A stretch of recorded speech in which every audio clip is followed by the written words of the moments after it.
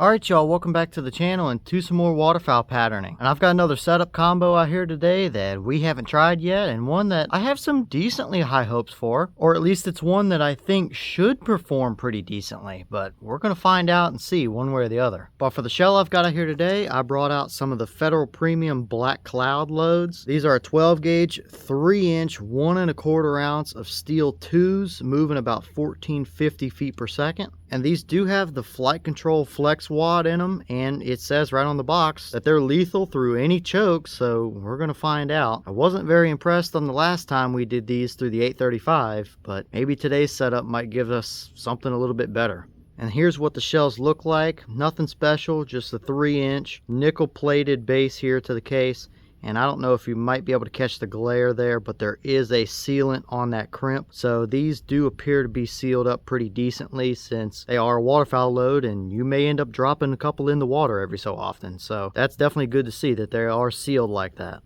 And as for the setup we're going to be running them in today, I brought back out my Remington 1187 Premier here, and I of course have the stock modified choke in the gun, which is what I typically run with steel waterfowl loads like this, and this stock modified choke has given us some good performance before. So at least that's what we're going to start with for today's test, and we'll see what it gives us and we can go from there. But as for the test, everything's going to be the same as usual. I have the duck target down at 40 yards. I also have the chronograph, so we'll be able to see how close we actually get to the box posted 1450. So let's get you guys set up with a view of this duck target, and I'll head up and take our shot. Then we'll take a quick look at our chrono number, and then we'll go down range to 40 yards and see how they actually performed. So let's head over here and shoot them and see what the 1187 can do with these black clouds in it this time.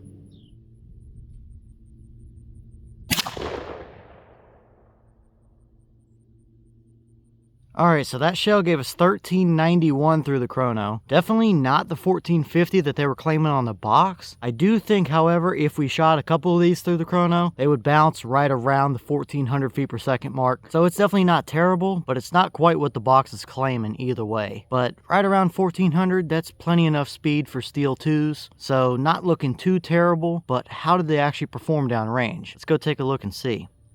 Alright, so now we're downrange here at our 40-yard paper, and this is what we got. Now, I do think this duck would have come crashing down, but it might have flapped and flopped around all the way down, I'd say. We do have one right through the center of the body there, and a couple more spread throughout the wings and stuff, but not anything super major as far as hits goes, although I do think it would have been a dead duck either way. But, as we can see here, if we back up and look, this pattern is kind of a mixed bag, really. On one hand, it's not terrible because you have decent coverage of this paper here, but on the other side, it's very, very patchy and splotchy. I mean, we can just look here. There's a hole right down in the bottom left of that blue paper. There's another one at the top left there.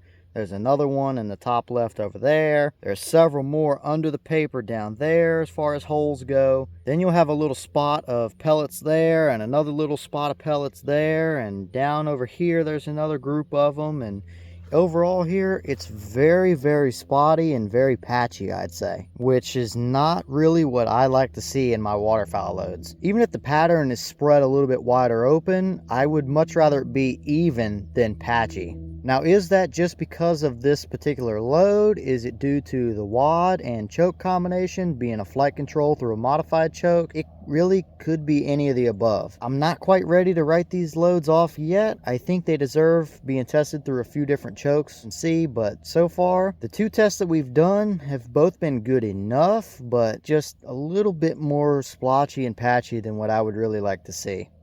Okay, and here's the wad out of that shell, and it's very clearly one of the flight control wads, so not really anything too special that we're going to be able to see here, but there's nothing stuck down in there. It didn't peel open weird or anything like that. The tail end opened up pretty much perfectly, so not really anything too out of the ordinary or weird to see going on here. So this was just kind of a splotchy pattern, and I don't know how much it had to do with this wad, but not really anything too special to take note of here.